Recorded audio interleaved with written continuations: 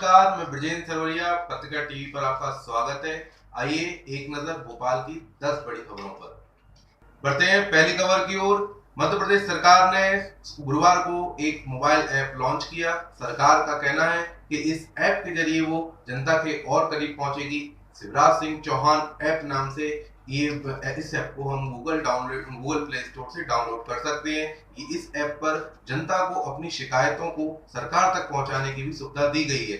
शिवराज सिंह चौहान ने इस ऐप की लॉन्चिंग पर कहा कि ये ऐप जनता को सरकार के और करीब लेकर आएगा और जन समस्याओं के समाधान के लिए सरकार उचित प्रबंध कर सकेगी। इस अवसर पर भाजपा अध्यक्ष नंद कुमार सिंह चौहान, मंत्री नरोत्तम मिश्रा समेत कई भाजपा नेता मौजूद थे। सभी ने सरकार के इस ऐप लॉन्चिंग की तारीफ की और कहा कि इस ऐप के जरिए जनता की समस्याओं का तुरंत निराकरण करने में मदद मिलेगी।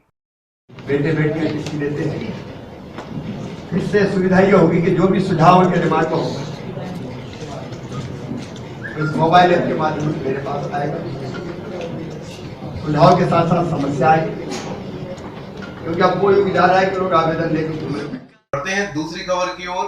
दूसरी खबर सीहोर की जिला जेल से आई। यहाँ 60 साल की रामबाई की संदिग्ध परिस्थितियों में मौत हो गई। रामबाई अपने पति, बेटे और परिवार के अन्य 3 सदस्यों के साथ इस जेल में पिछले 5 महीने से बंद थी। उन पर एक परिवार पर जानलेवा हमले का आरोप था। हालांकि पुलिस इस मौत को बहुत ही संदिग्ध मान रही है। पुलिस का कहना है कि रामबाई पर जानलेवा हमला भी हो सकता है, क्योंकि उन पर कई तरह के आरोप लगे हुए थे। फिलहाल पुलिस इस मामले की तफ्तीश में लग गई है कि कहीं रामबाई को जहर या किसी अन्य परिस्थितियों में तो नहीं मारा गया। जेल के अंदर से मिले कुछ सबूतों को पुलिस ने सुराग के रूप में अपने पास रख लिया है। फिलहाल पुलिस ने इन सब चीजों का परीक्षण करना शुरू कर दिया है। जेल अधिकारियों से भी वर्जन लिए गए हैं, उनसे बात की गई है। उस समय ड्यूटी पर कौन कौन अधिकारी, कौन कौन कर्मचारी तैनात था, इस पर भी पुलिस तफ्तीश कर रही है और इन लोगों से बात भी कर रही है। फिलहाल ये मामले की रिपोर्ट अगले 1 या 2 दिन में सबके सामने होगी। आखिर रामबाई की मौत कैसे हुई। बढ़ते हैं तीसरी खबर की ओर। मध्य प्रदेश के 77 शहरों के लिए एक खुशखबरी है। इन शहरों के मास्टर प्लान बदले जा रहे हैं। सरकार ने कृषि भूमि और अर्ध सार्वजनिक भूमि के लैंड यूज बदलने को मंजूरी दे दी है। अब इस तरह की करीब 20 गतिविधियों पर सरकार नजर रखेगी। यहाँ इन जमीन पर रेस्टोरेंट्स, होटल्स, स्कूल्स खोले जा सकेंगे। टाउन एंड कंट्री प्लानिंग ने इन शहरों के मास्टर प्लान में काफी बदलाव किया है। शहर की कृषि भूमि के लिए टीएनसीपी ने अलग से उपांतरण जारी किया है। संभवतः इसे अगले महीने अनुमति मिल जाएगी।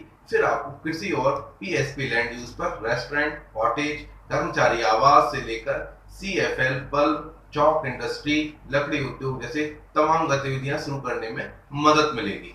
बढ़ते हैं चौथी खबर की ओर। मध्य प्रदेश की राजधानी भोपाल में एक दिल दहलाने वाली घटना सामने आई। यहाँ कोइफिजा थाना क्षेत्र के बरेला बस्ती क्षेत्र में रहने वाली 6 साल की मासूम की लाश उसके कमरे में लटकती हुई मिली। ये पुलिस जब मौके पर पहुंची तब वहां सिर्फ लड़की की मां मौजूद थी, जबकि पिता मीट की दुकान पर काम पर गए हुए थे। फिलहाल पुलिस उस लाश को देखकर हैरान है कि आखिर इतनी कम उम्र की बच्ची ने सुसाइड कैसे की। पुलिस ने मामला दर्ज कर जांच शुरू कर दी है। पुलिस को शक है कि किसी ने इस बच्ची की हत्या कर उसे फंदे पर लटकाया है। प्राथमिक जानकारी में पता चला है कि बच्ची के माता पिता घटना के वक्त घर पर नहीं थे, जबकि उसकी बहन घर के बाहर खेल रही थी। घटना से पुलिस भी हतप्रभ है। पुलिस का कहना है कि मामले की जांच हत्या या आत्महत्या दोनों एंगल से की जा रही है। कोइफिजा थाना प्रभारी अनिल वाजपेयी ने इस मामले में आगे बताया कि अफजल खान की ये बेटी अपने घर पर अकेली खेल रही थी। जब मां घर पहुंची तो बेटी की लाश देखकर वो भी सन्न रह गई।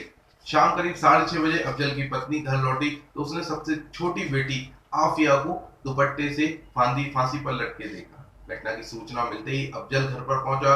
बेटी को फंदे से उतारकर हमीदिया अस्पताल पहुंचाया गया, पर वहां डॉक्टरों ने बच्ची को मृत घोषित कर दिया। फिलहाल पुलिस ने इस बात की तफ्तीश 2 एंगल्स में शुरू की है, या ये आत्महत्या है या फिर हत्या। क्योंकि बच्ची की उम्र छोटी थी, घटना बड़ी है, इसलिए पुलिस इस पूरी मौत को संदेहास्पद मान रही है और इसकी गंभीरता से जांच शुरू कर दी गई है। बढ़ते हैं शहर की 5वीं बड़ी खबर की ओर। नोटबंदी के बाद बैंकों में कैश की समस्या आम हो गई थी। कैश ना होने से लोगों के आम जनजीवन पर काफी बुरा प्रभाव पड़ा था। लोग कम से कम नकद भुगतान कर अपना काम चला रहे थे।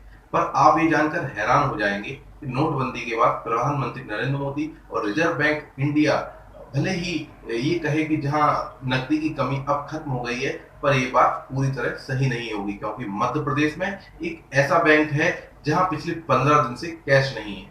इस बैंक की शाखा से लेन देन करने वाले हाथ पर हाथ धरे बैठे हैं और खाने पीने के सामान पर खर्च करने के लिए भी उनके पास नगद पैसा नहीं बचा है। भोपाल संभाग में पड़ने वाले राजगढ़ शहर में यहाँ जितनी भी बैंक शाखाएं हैं सभी लगभग कंकाल हो चुकी हैं। ये ना तो एटीएम में कैश है और ना ही बैंकों में। लोगों ने बताया कि रिजर्व बैंक से कैश नहीं आने के कारण दर्जनों बैंकों में कैश की किल्लत हो गई है। पिछले एक पखवाड़े से यानी 15 दिन से जिले में कैश नहीं आ रहा है। रिजर्व बैंक से यहाँ कैश की कोई भी वैन नहीं भेजी गई है। जिले में या शहर में जितनी भी बैंकों की शाखाएं हैं वो सारी खाली हो चुकी हैं। लोगों के पास ना तो एटीएम से पैसा निकल रहा है, ना बैंक से। उनके पास दिन भर का खर्च चलाने के लिए भी पैसे नहीं बचे हैं। फिलहाल ऐसे में अधिकांश बैंकों के सामने कैश नहीं होने के बोर्ड भी लगे हुए हैं। इससे बैंक उपभोक्ता बैंक आकर खाली हाथ लौट जा रहे हैं। बढ़ते हैं शहर की छठी बड़ी खबर पर। ये खबर भी आपको रुला देगी। यहाँ एक 6 साल की मासूम के साथ एक टीचर ने स्कूल में जाती की।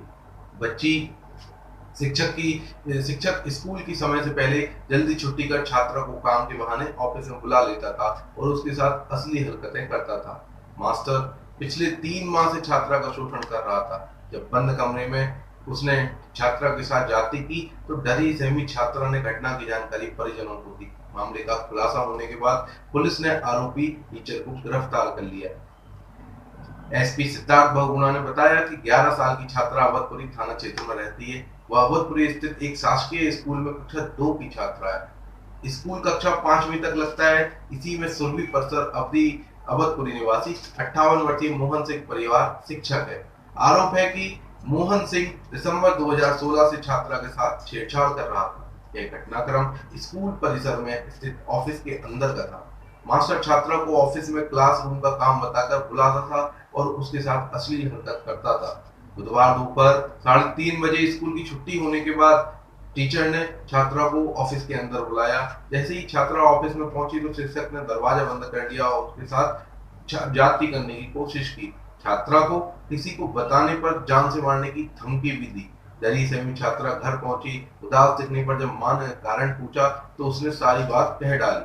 फिर मां अपने पति के साथ बच्ची को लेकर थाने पहुंची और टीचर के खिलाफ मामला दर्ज कराया। पुलिस ने भी देर नहीं की और टीचर को घर से ही गिरफ्तार कर लिया।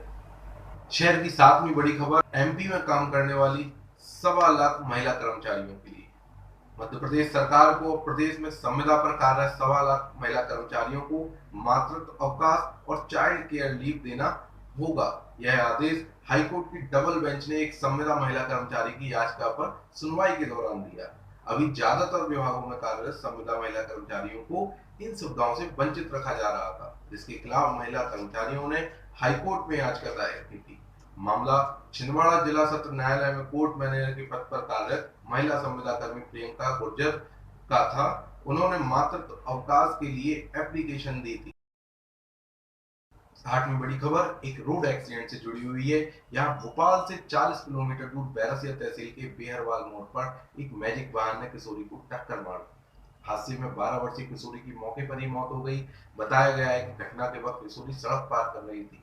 घटना के बाद मौके पर मातम पसर गया। किशोरी के माता पिता जानकारी लगते ही मौके पर पहुंचे और चारों ओर चित्कार फैल गया। पुलिस के मुताबिक किशोरी की पहचान 12 वर्षीय मनीषा अग्रवाल के रूप में हुई है। किशोरी का घर हाईवे पर सड़क किनारे ही है। किशोरी सड़क किनारे किसी काम से जा रही थी, तभी तेज रफ्तार से आई मैजिक ने किशोरी को टक्कर मार दी। घटना के वक्त गाड़ी की रफ्तार करीब 100 किलोमीटर प्रति घंटे की थी। मौत होने के बाद टाटा मैजिक का ड्राइवर मौके से फरार हो गया, जिसे ग्रामीणों ने करीब 7 किलोमीटर तक दूर दौड़कर पकड़ा। उसके बाद उसे पुलिस को सौंप दिया गया।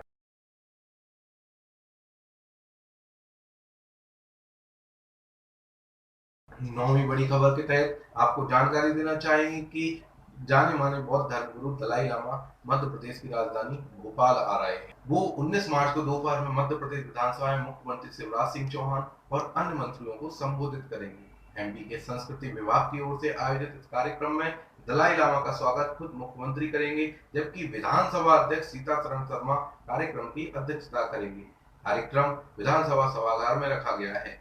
दलाई लामा इस दौरान करीब 1.5 घंटे भोपाल में रुकेंगे। वो विधानसभा सभागार में करीब 1:30 बजे पहुंचेंगे, फिर दीप प्रज्वलित कर कार्यक्रम का शुभारंभ करेंगे। दोपहर करीब 2 बजे वो विधानसभा को संबोधित करेंगे। अंत में मुख्यमंत्री शिवराज सिंह चौहान कार्यक्रम का आभार व्यक्त करेंगे। इस पूरे कार्यक्रम के दौरान बौद्ध धर्मगुरु दलाई लामा मंत्रियों और विधायकों को लोकतंत्र को कैसे चलाया जाए इसका गुरुमंत्र भी देंगे। धन्यवाद। तो ये थी भोपाल की 10 बड़ी खबरें। अभी के लिए फिलहाल इतना ही। मुझे दीजिए इजाजत। नमस्कार।